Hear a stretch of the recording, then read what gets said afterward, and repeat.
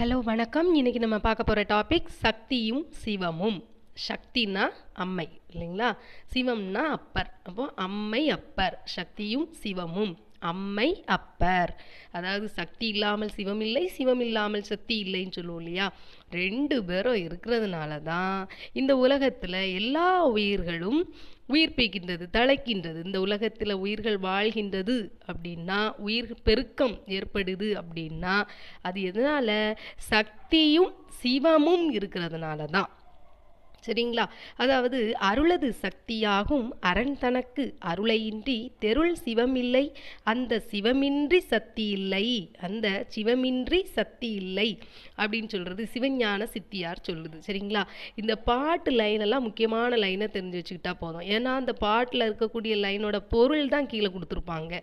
பாட்டு ரொம்ப கஷ்டமாக இருக்குது அப்படின்னு சொல்லி ஒருத்தர் வீடியோவில் கமெண்ட் பண்ணியிருந்தாங்க இல்லையா. எல்லா பாட்டும் அப்படி கிடையாது. பாட்டு முக்கியமான லைன், எக்ஸாம் கேட்கக்கூடியதை இம்பார்ட்டன்ட் லைன் மட்டும் நல்லா பார்த்துக்கிட்டா போதும். சரிங்களா?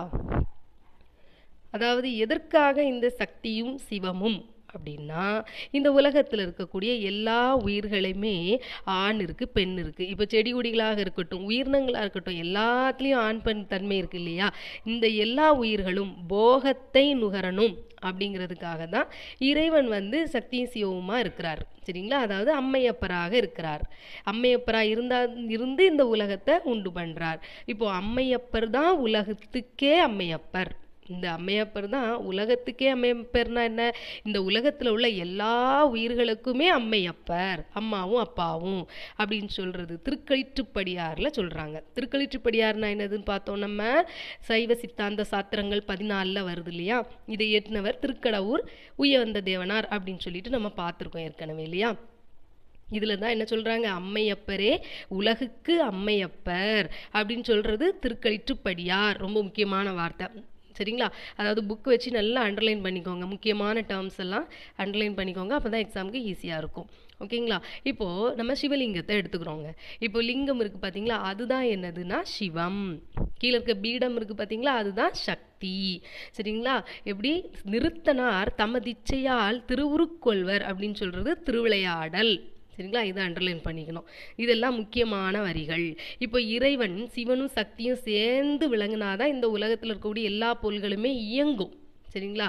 இப்போ தட்சிணாமூர்த்தி வடிவம் நமக்கு தெரியும். அந்த கல்லால் ஆலமரத்துல இருந்து தவம் பண்ணுற இதில் இருப்பார் இல்லையா. அவருடைய கோயில்கள்லேயே வச்சுருப்பாங்க. தட்சிணாமூர்த்தினாலே தவ நிலையில் தான் இருப்பார், அப்படியே கண்களெல்லாம் மூடிட்டு.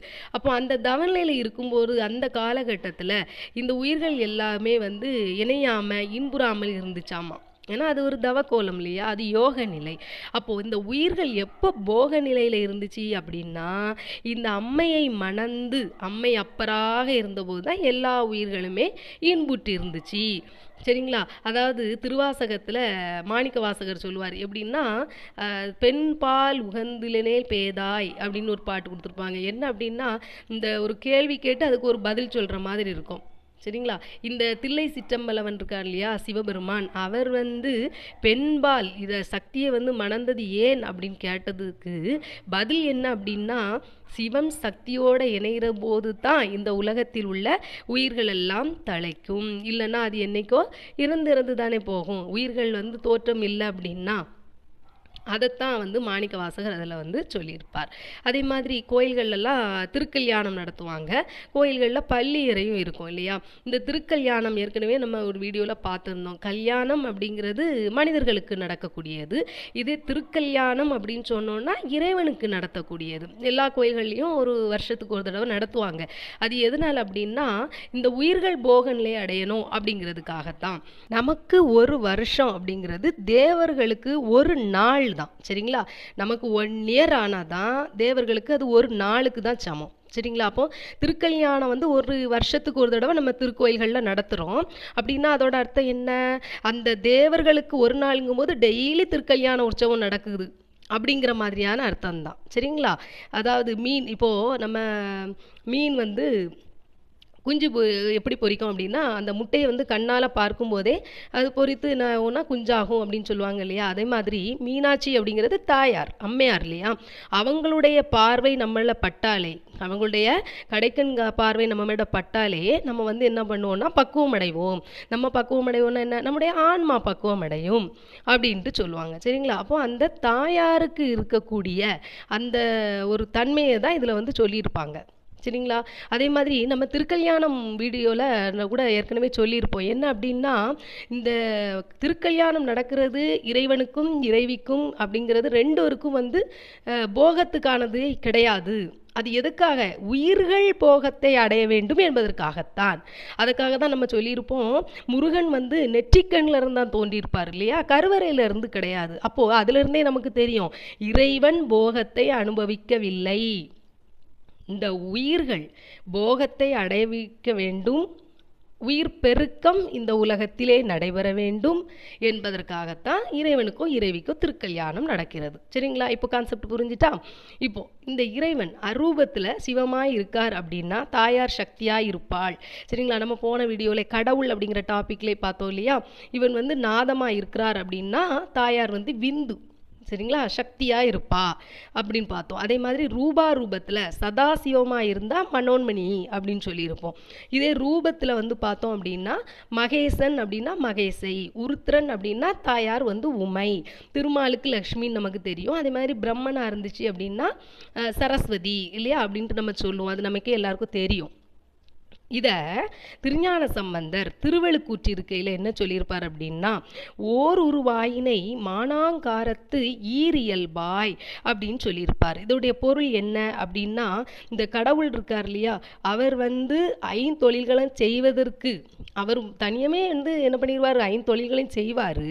அப்புறம் அவர் வந்து எதுக்காக சக்தியை எழுப்பினார், அந்த சக்தியை எழுப்பி சக்தி சிவம் அப்படிங்கிற ரெண்டு உருவமாக இருக்கார். சரிங்களா. கடவுள் வந்து ஒருவர் தான், அவர் தான் என்ன பண்ணியிருக்காரு, சக்தியை எழுப்பி சிவன் சக்தி அப்படிங்கிற பேரோட, அதாவது இரண்டு உருவாக இருக்கார் அப்படின்னு சொல்லப்படுது. எதில், திருவெழுக்கூற்றிருக்கையில். இதை நோட் பண்ணிக்கணும். சரிங்களா. இதுக்கப்புறம் திருமூலர் என்ன சொல்றார் அப்படின்னா, ஒன்றவன் தானே இரண்டவன் இன்னருள் அப்படின்னு சொல்றார். இந்த லைனையும் நோட் பண்ணிக்கணும். சரிங்களா. இதெல்லாம் முக்கியமான வரிகள் தான். சரிங்களா. அப்போது நமக்கு தெரியும், அதாவது இந்த உலகத்தில் இப்போ வந்து ஒரு கரண்ட்டு தான் வருதுன்னு வைங்களா, பாசிட்டிவ் வேணும் நெகட்டிவ் வேணும் இல்லையா, ரெண்டும் சேர்ந்தா தானே மின்சாரம் உண்டாகும் அப்படிங்கிறத ஒரு எக்ஸாம்பிள். அதே மாதிரி சிவன் சக்தியோட சேர்க்கை இருந்தால் தான் இந்த உலக நிகழ்ச்சிகள் எல்லாமே நடக்கும், இந்த உலகத்தில் உள்ள உயிர்கள் உயிர்ப்பிக்கும் அப்படின்னா அதற்கு சிவன் சக்தி இருக்கணும் அப்படிங்கிறது தான் இதோட கான்செப்ட். சரிங்களா.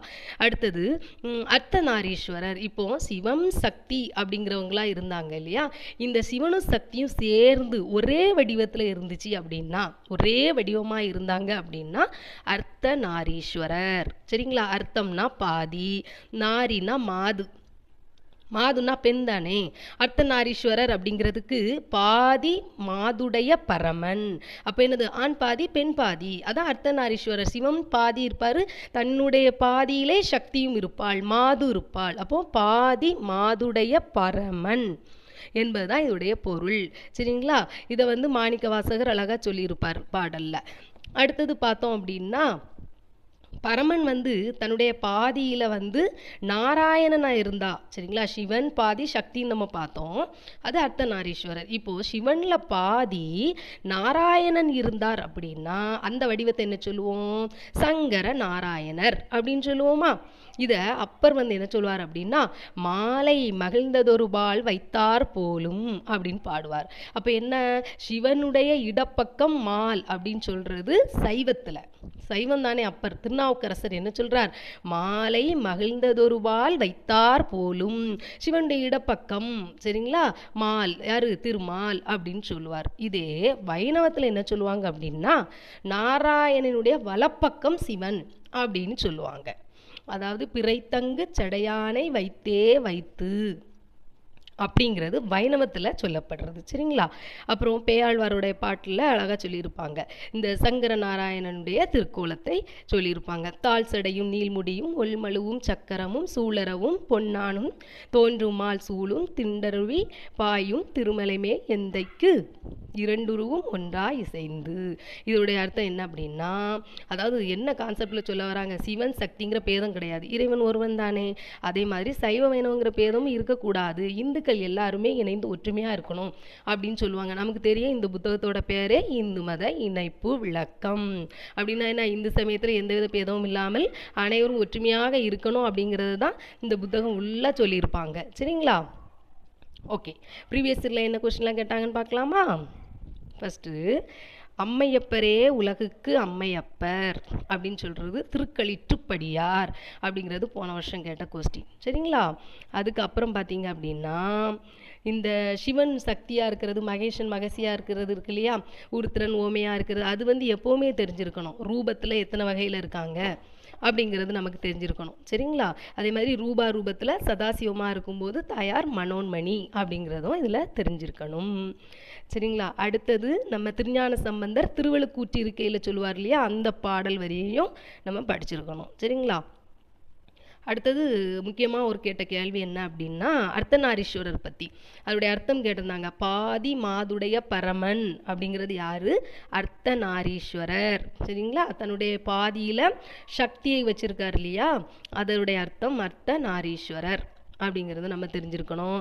அதே மாதிரி இன்னொரு கேள்வி கேட்டிருக்காங்க, மாலை மகிழ்ந்ததொருவால் வைத்தார் போலும் அப்படிங்கிறது திருநாவுக்கரசர் சொன்னது, சிவனுடைய இடப்பக்கம் திருமால் அப்படின்னு சொல்லியிருப்பார். சரிங்களா? இதெல்லாம் தான் ப்ரீவியஸ் இயரில் கேட்ட கொஸ்டின்ஸ். ஓகே, மீண்டும் இன்னொரு வீடியோவில் சந்திப்போம். நன்றி.